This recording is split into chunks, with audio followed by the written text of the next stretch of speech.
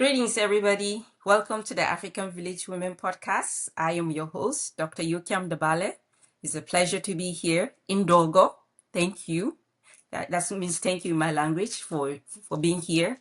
For those who this is your first time, this podcast we tell here. I tell stories, I discuss research, and I highlight a lifestyle of rural women from an Afrocentric perspective. Again, thank you for being here. First thing first, I would like to dedicate today's podcast to rural women who have shaped me, who clear the path for me to walk on, so that I can grow and grow wings to fly. And it's my pleasure to be a rural to represent us, and I will continue to do my best to represent us to the best of my ability. So today's podcast, I title let me get you the title. The title is how who African Village Women's Empowerment. Who really benefits from it? African Village Women Empowerment. Who really benefit from it? Okay. I will start first thing first. Actually, I will start with a book by Walter Rodney. He was a great Pan-Africanist. He wrote this book in the 1970s, early 1970s. It's called How Europe Underdeveloped Africa. In this book, Walter Rodney captured the history and experiences of African people on the continent of Africa, and with their encounter with Europeans, and how Europeans abused the continent by extracting resources from the continent. For those of you who may not know, a good portion of African continents was colonized by Europeans, different groups, be it Germans, Brits, okay? So a number of Europeans have, went to Africa and extracted its natural resources and left Africa in shambles. And that book by Walter Rodney, it's a classic. Why is it a classic? It's a classic because a lot of the issues that Africans are dealing with, and the infrastructure that Africa has or does not have, stems from that history. Okay. And rural women, of course, because in rural communities there is not much infrastructure for people to build on, because Africa is still trying to recover from that encounter with Europeans. That's why I brought Walter Rodney. And so a lot of people have ideas as to what we can do to solve the problem, right? The problem of Africa, the problem that Africa is facing.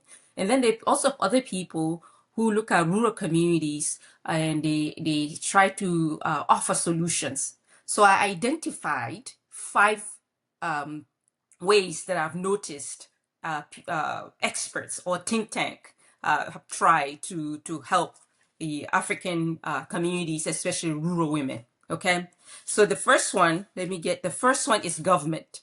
So in Nigerian context, the Nigerian government has, they have a women's section where the women branch of the government that attempts to reach out to rural women. It's sometimes it's called the women's desk, or rural women development projects. So they have these initiatives. When I say government, Nigeria has federal government, and then we have state government, and then we have the local government. So the local government is what I'm talking about now, because the local government gets its resources from the state government, and the state government receives the resource from the federal government. So let me bring us back now to the local government. So local government, you have these initiatives, often headed by women. And so the initiative would be, let's build a well so that the women can get water, because water is an issue in rural communities these days, especially in Northern Nigeria, where I come from. And then they will also have maybe, day for women, for women to go and get medical checkup at a clinic. Okay. And then that will be that. And then you also, within the government, right, the political scene, you have politicians usually during during campaign season. They will go to rural communities, because there's people talk about the importance of including rural women. in the government. So they will go and gather rural women and take them to the city. So during their campaigns, they will be the ones that will be doing the traditional dance. Yes, and then we clap and then we clap for them. So those are the women that you see during campaign seasons. They will dance for the politicians and then they take them back to their village, and that's that. Okay. And the second point is I wanted to highlight is religion. So you have religious organizations that try to help rural women. So you have them often, they will, beyond the prayer sessions that they will have for rural women, which is a good thing. We need people to pray for Africa and for African rural women. Beyond prayer sessions, you have churches who have fundraising, they'll have fundraising events where they'll say we're going to go and help rural women, so they'll have maybe a little cash that will give them to take care of their needs. Some they will have maybe clothing for children. Others will go and visit them, maybe in hospitals. Okay, so those are some of the ways church groups or the institution that is religion often will reach out to rural women. Okay, and then the third one is academia. Okay, so you have in academia now it's quite a bit popular. I've seen scholars who are interested in doing work on rural women because they want to they have become feminist. They, especially men, we have men feminists now who want to help rural women. So you have the research, on the experience of rural women, which is a good thing. We need more people doing work on the experience and stories of rural women. Because I cannot be the only person doing this job. But anyway, so you have, researchers doing work on rural women and trying to tell their stories. But majority of the story, though, is about our oppression, their oppression, meaning when I say our, because I'm a village woman, for those of you who may not know, who are the first time viewer. So you have, it's often about how rural women need to be helped. We need to teach them something. So what I meaning, let's teach them, let's research on them so that we can tell their stories in a way that they will, and maybe policies from the government would change so that they can better their lives. Okay. So you have researchers doing that, men and women researchers will go to these rural communities. Most times they don't have any connection with those communities, but because they want to do research on them, they do that. Okay. And the fourth one is NGOs.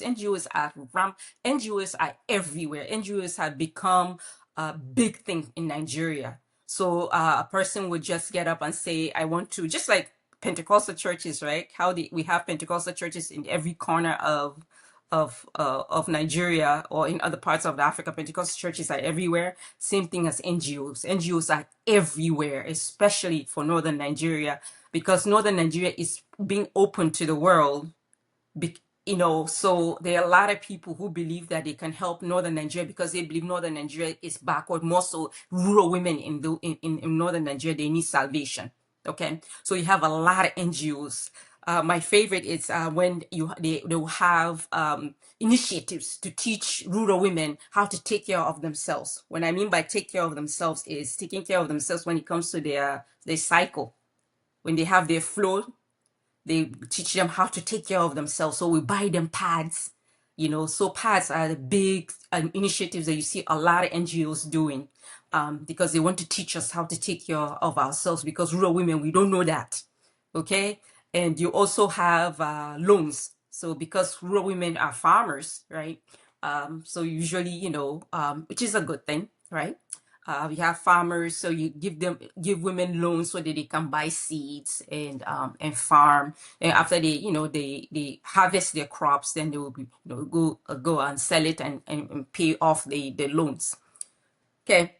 And sometimes also the NGOs, there are NGOs who donate seeds, GMO seeds. These are seeds that do not reproduce themselves. So when you use NGO seeds, those seeds are it's a one-time use. Okay. So if you need more seed, you go and now go buy. So they introduce GMO seeds, and this is a lot of farming in Nigeria happens GMO seeds. Sometimes actually farmers beyond the rural communities, those who are not in the rural communities, when they buy seeds, NGOs, are GMO seeds. So this is genetically modified seeds. So these seeds do not reproduce themselves in comparison, let's say, to the traditional seeds. I grew up seeing rural women with their own seeds that they pass down to their by their family, pass down to them. Those seeds reproduce themselves. But because GMO come in, uh, so it disrupt the pattern of things in the farming system in the rural communities. Nonetheless, and you have NGOs who donate the seeds to the women because they believe that the women say, they need to farm so that they can feed themselves and take care of themselves. And then the last one is media. So we have people who believe that, those who are experts in the media space who want to, highlight the experience of rural women through image. Yeah, for example, image in this films, and then some writings, so we'll write about the experience of rural women, showing how they are oppressed and they need help. And the goal here is for especially NGOs and the media is so that they can attract foreign partners. You see, so a lot of NGOs and media outlets, their goal is to attract foreign partners, meaning partners from the West who will donate to them. So it has become a thing in Nigeria for people to wake up in the morning and start an NGO because they want foreign partnership. Now, the question is, who benefits from it? Yeah. So we have to keep asking, right? Are women really are rural women, African village women, really benefiting from these initiatives? There's a book by Dambisa Moyo. Dambisa Moyo, it's an economist from Zambia. Okay. Dambisa Moyo, in this book that she calls Dead Aid, she talks about, in one of the chapters, she talked about how aid is okay, right? To help somebody, to help people when they're in desperate need, right? But when it comes to Africa, Africans are often like this, are often represented like this, meaning hands up on our knees, always begging for aid. And this has become a thing for Africa. So Africa is not seen as this place where let's go and find out how are they doing, how are the farmers, for example, how are they farming in the environment, especially in Northern Nigeria? How are those rural women farming? I'm bringing this example. Okay, she didn't say she didn't highlight this example. This is my example. They're not asking how are these rural women in Northern Nigeria farming in such a dry environment, and many times they have good crops, right? So what are they doing? That is not happening. So then, in other words, rural women are not being brought to the table. We're only being seen as we need to be saved. Rural women need to be saved. So we need to, let's dash them, as we say in Nigeria, let's dash them something so they can, they can go feed themselves. Okay. So Africa has become this space, rural community has become this space where you're not, the people that live in the rural communities are not, rural women are not being invited to the table. They are only being told what to do. So aid is dead. It's not because years after years, decades after decades, we see nothing comes out of, from her position, nothing comes out of the initiatives. So something needs to be done. So the question is for us, right? What ought to be done? The other part of this is, so people who introduce all these 5 initiatives that I highlighted often end up with jobs. So the NGOs people, now it's their job to raise money so that they can attract foreign partners, the researchers, right? They have now their own cushioning jobs in the city, right? Doing research and they have gigs, yeah? So they have opportunities. People in the government, they get elected because they have done some rural projects, right? They've done rural projects with village women. They help them, right? So all these sectors, they have now, they all have opportunities. So it's an opportunity that keep feeding itself. right? Because they have rural women in their mouth, and they keep using rural women to get opportunities. At the end of the day, rural women, they are, they are, one would argue that they're subjects, because rural women keep, whenever they need them, they call the rural women, right? And then when rural women provided what they needed, they're nowhere to be found, especially within the government, in government. So I'll leave you with that. Do you think, it's my analysis? Am I correct or wrong? Right? I look forward to hearing your thoughts in the in the comment section. I will also encourage you to yeah, keep putting your comments in the comment section. It will be a pleasure to read them and respond to them. So thank you for your time. Take care.